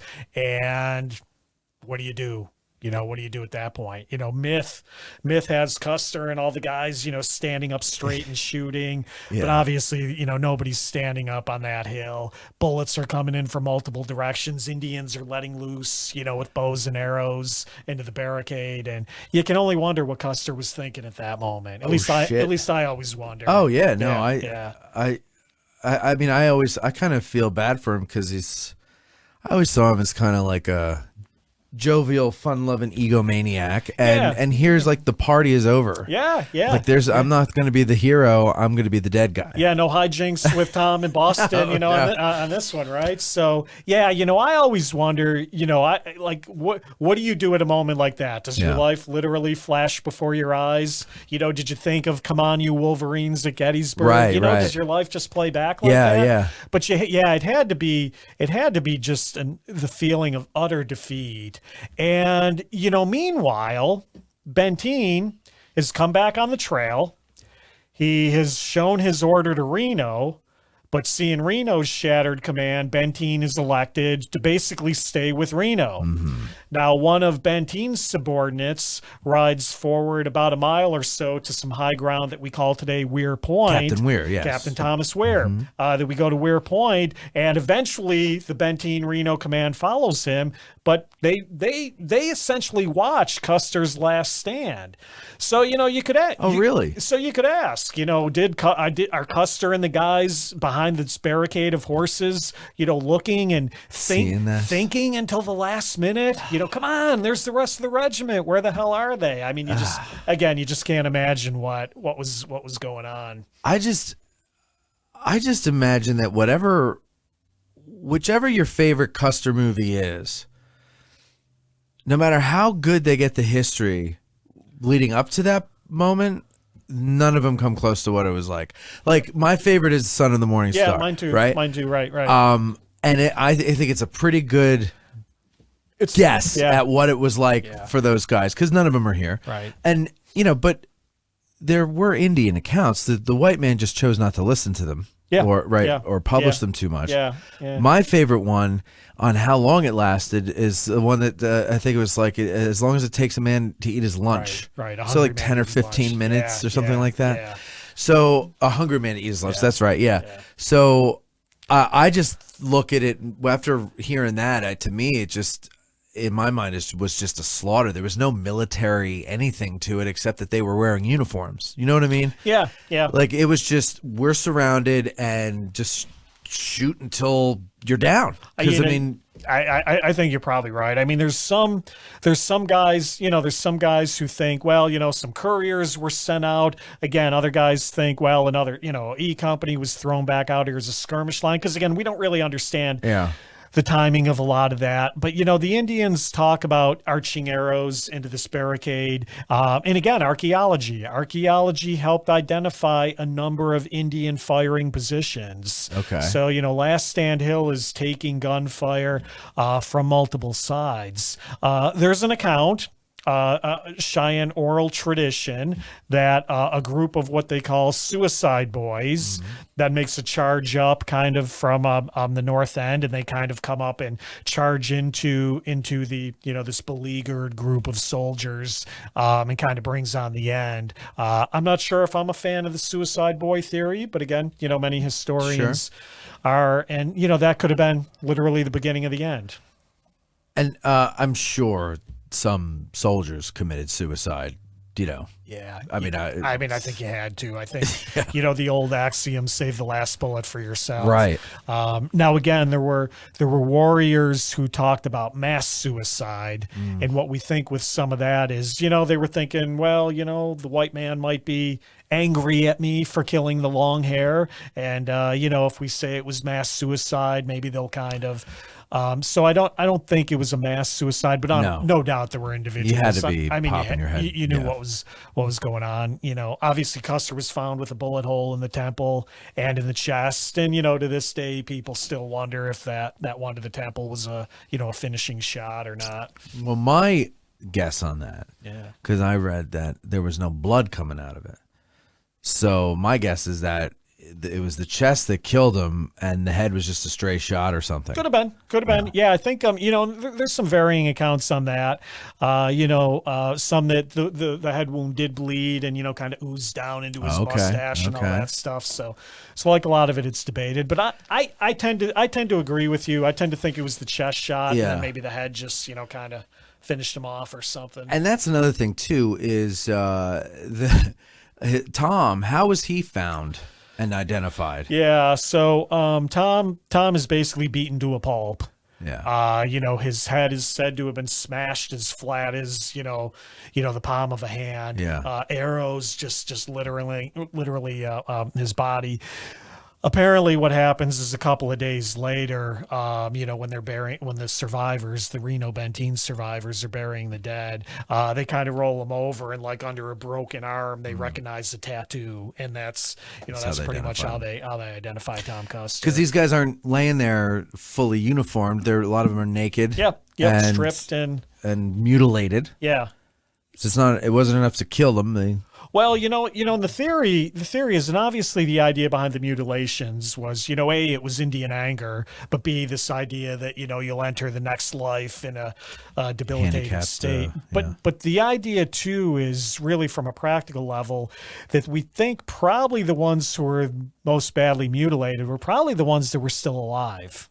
And the squaws and the boys and the children are coming up and are really doing a number on those that are still alive. So from that perspective, you can only guess how much of that Tom Custer was still alive for. Yeah, I mean, pretty horrific stuff. And if I could, for my Civil War friends who are always like, oh, why do you study this battle? It's only 200 guys or kind of thing. This is real warfare. Yeah. This isn't, hey, I'm getting captured and we're going to swap some tobacco for some coffee until I get paroled. This is some hardcore stuff. Total warfare. Total warfare. There's no such thing as a combatant or a civilian. Yep. You're all the enemy. Exactly. Yeah, and it's to the death. Yep. And if you're captured, it's only because they want to use you for something. Yeah, probably. So Yeah. Right. No, it's fascinating. We mentioned before counting coup. I'm sure people have heard that before, but explain to them what that is. What is a coup stick, and how do you count coup? Yeah, basically the idea, and you see examples of this in the fighting over at Reno Hill on the 26th. The idea for a warrior to to exert honor for himself. Yeah. You have a stick, and forgive me, I don't pretend to be an expert on Native American culture, but you have a stick, and basically the idea is if you can get as close to your enemy as possible, preferably while he's alive, and touch him with it, that's like counting coup, and it's a way of showing your bravery in combat, that you could do this. So you mentioned Reno Hill. The story does not end with Custer being killed. There's Reno and Benteen. First, let's talk about Reno. Yeah. So they're over on Reno Hill, right? Which is about 4 miles away from Last Stand Hill. Okay. And when Benteen gets back with Reno, what condition does he find Reno in? Yeah, so Benteen arrives pretty much right as Reno's command was arriving on the bluffs, and pretty much comes upon a shattered column. Yeah. Reno himself has been he's lost his hat. He's got a bandana kind of tied around his head. By some accounts, he's sort of lost control and is with his revolver shooting at Indians that are well out of range. Which you might kind of listen to this and think, what's the big deal? But that's the kind of thing you don't like to see your commanding officer doing. And, unhinged. Unhinged. And, Benteen, has got to kind of say to Reno, come on, rein it in, come back here, kind of thing. And he shows his order to Reno, but Benteen at this point also has to make one of the battle's most controversial decisions. Do I stay and help Reno, or do I come forward and find Custer? Yeah. And, Reno reportedly says to Benteen, for God's sakes, I've lost half my command. Stop. And Benteen, right or wrong, makes the decision to stay with Reno at that point. I think like a lot of the guys, Benteen's kind of like, okay, what the hell is going on here?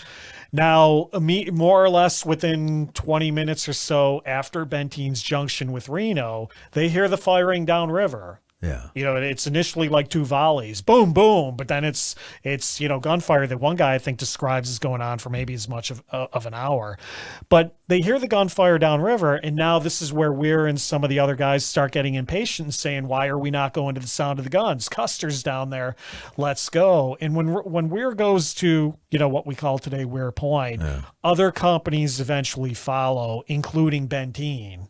So one of his subordinates is just taking off on him, and eventually Benteen is following his subordinate kind of thing. But I think when Benteen gets to that point, he sticks a guidon in the ground, hoping it'll be a signal, to Custer, ooh, we're over here kind of thing. But I think at that point, Benteen sees the extent of the village, sees the number of warriors in the field. And I think one of the other officers comes up to Benteen and says, this is bad. If somebody doesn't take charge here, this is going to be another Fetterman Massacre, another Phil Kearny affair. And I think it's at that point, late afternoon, evening of the 25th, Benteen realizes, okay, I got to take charge here. So it sounds like there's like a total disintegration of command. I mean, you got a subordinate taking it upon himself to go help, and then his commander follows him. Reno disappears for a while to go down and find the body of his beloved aide, Benny Hodgson. So he's just like gone for a while. But there's still Indians swarming Reno Hill. Well, again, that's part of it is, for a while they leave. Okay. They leave to fight Custer. To go get Custer. And again, for those who like your Little Bighorn timelines, this is one of the things we can pretty much lock on. But by the time, they're on Weir Point, again, some estimates have them on it for as long as an hour, watching the fighting going on over at Custer's Field. They say they don't know what's going on, but they think they see Indians finishing off Custer's wounded. They think, okay, maybe Custer's been repulsed and has gone on to find Terry and Gibbon. The warriors come back. And so then they've got to basically fall back from Weir Point, and the soldiers basically return to the position that more or less Reno had gotten them in at the first place. It's kind of a saucer. There's an access to water on one side. There's some open ground to the east, which is going to leave them susceptible to fire. But they basically say this is as good of a defensive position as any, and then they dig in for the night of the 25th and most of the 26th. What would you say is the best Little Bighorn book for someone who hasn't read about it before but wants to start getting into it? Yeah, common question. It's like Gettysburg. There are many layers to the story, and obviously some books are very heavy in the weeds and others, are more for beginners or that sort of thing. Matt has in front of him a copy of Son of the Morning Star, which is also one of my favorite books, but I think kind of the standard, if you want to recommend a book to somebody starting out, would be Jim Donovan's A Terrible Glory.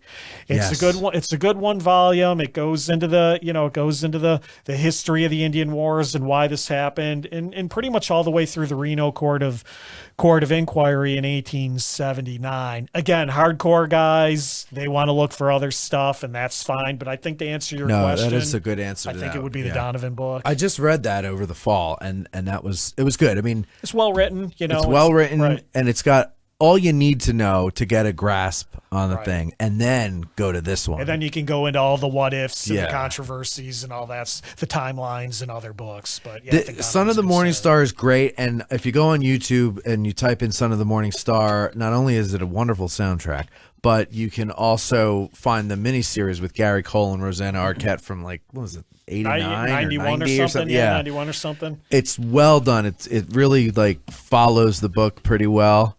And the guy from Office Space, Gary Cole, plays Custer. If you remember Office Space, right? That's right. Yeah, right. Gary, right? Yeah, that's right. Gary Cole. Yeah, he plays Custer. Yeah. So. Yeah, I know. It's very weird to see him in other things because I first saw him as Custer. Okay, yeah. That's how I first knew of him. Yeah. So then to see him as the dad in the Brady Bunch. Exactly. Yeah, with the afro and. I know, but I love Gary Cole though. He's if funny. Custer lived in the 1970s, he probably would have had an afro too. Absolutely, I think he would have. So he was a man of his time as far as fashion went. All right, Jim. I think we told them enough. Yeah, to wet their whistle, right? Well, more than that, we kind of beat the hell out of the topics. So. We did. I could go on forever. I love listening to you talk about it, and I really you take people out there on tours, right? I do. Thanks for mentioning that. Yeah. So, unlike being a licensed battlefield guide at Gettysburg, I'm not really restricted on my ability to promote Little Bighorn tours. I do take people out there. Usually it's private groups. Well, it's always private groups and that sort of thing. And if anybody is interested in what, we think is a fascinating story on, some of the most beautiful ground in the country, drop me a line if you're interested in going out there. Do you say, I'm doing it, this time this year, sign up, or do you wait for people to say, hey, I want you to take me around Little Bighorn? Yeah, it's a good question. Typically, we'll kind of say, okay, I'll block, the first week in September of this year or that. Now, in 2021, I'm not going out there because I've been out there 5 out of the last 6 years. Okay. So I'm actually doing an Alamo tour in 2021. Interesting. But maybe 2022 if we get enough interest. Maybe we should just put one together. We could do that. Would you want to do that? 2022 Little Bighorn? Yeah. Yeah. Get out of the car at Little Bighorn with Jim Hessler. Oh my God, that'd be freaking awesome. I love Lewis, but Little Bighorn is mine. All right? That's right. That would be fantastic. That would be pretty cool. I would love that. I've never been out there. I've always wanted to go out there, but I really want to get into it. Like, I don't want to just do a park service tour. I want to get into it. No, this would be getting into. We get into the weeds. We follow the approach. Sometimes we go to the Rosebud. You know, we get into it. 2022. All right, let's talk about that over the next year and put that together. Right. Oh my God, that'd be so fantastic if we could do that. I would love that. All right, that's what we'll do. Jim, thanks very much for coming and doing this finally. Thanks as always for having me. Again, another crossover event between our podcasts. I love having you on because I could just listen to you talk all day. You're the only one, but that's okay. That's not true. A lot of our listeners are also your listeners, and I know. They compliment you to me. So well, it's nice. Well, yeah, they thank you, say listeners. Thank you. That's right. They tell me they like listening to both shows. Good. And they get something different out of each one of them, and that's what we're just doing it for fun, and yeah, exactly. It's all good. It's all good, man. Thank you all for listening, and hope you enjoyed it. We'll talk to you next time. If you have another idea that you would like to hear Jim talk about, anything, let me know, and we'll have him on. But he's going to be busy for the next several months, so it might not be for a while. Could be a little while. Yeah, we'll be back. All right. Time will go by like that. I'm just trying to think. Do you have anything out lately? No, all your books are still your books, right? Everything's still nothing new with that. Yep. And he's one of the co-hosts of the Battle of Gettysburg podcast. Yep, thank you. Which you probably already listened to anyway. So anyway, thank you everybody, and have a good one. Take care.